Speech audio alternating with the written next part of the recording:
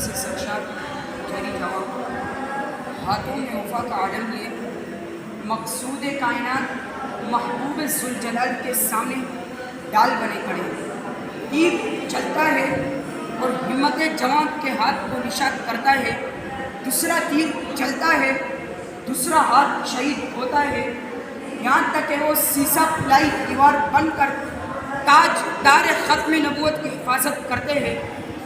اور پھر محمد مصطفیٰ کا جملہ حضرت طلحہ کو وفا کی معراج تک پہنچا دیتا ہے کہ طلحہ پر جنت واجب ہو گئی۔ جی ہاں، صدر علی وقار منظر بدلتا ہے۔ وفا پرستوں کے بیچ سے ایک اور صحابی رسول وفائے محمد میں رقصہ گستاخ محمد کے سامنے کھڑے ہیں۔ کافر ملعون کہتا ہے، اے محمد کے وفادار، اس دین کو چھوڑ دے تو تیری جان بخش دی جائے گی۔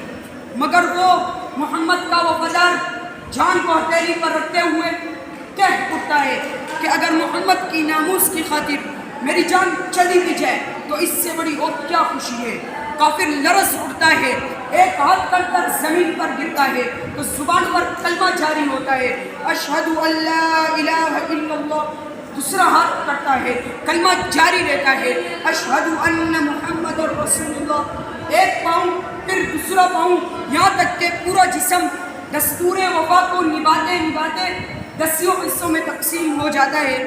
حضرت حبیب بن زید سمندر عشق کی گہرائیوں کو جہاں پہنچتے ہیں کہ بتلا دو گستاخ نبی کو غیرت مسلم زندہ ہے، دین پر مر مٹنے کا جذبہ کل بھی تھا اور آج بھی ہے، میرے نبی سے میرا رشتہ کل بھی تھا اور آج بھی ہے۔ جناب صدر، سرکار دو عالم سے وفا کا درس حضرت ابو بکر نے سکھایا ہے اور مسلمہ کذاب کو جہنم بھی واصل کیا۔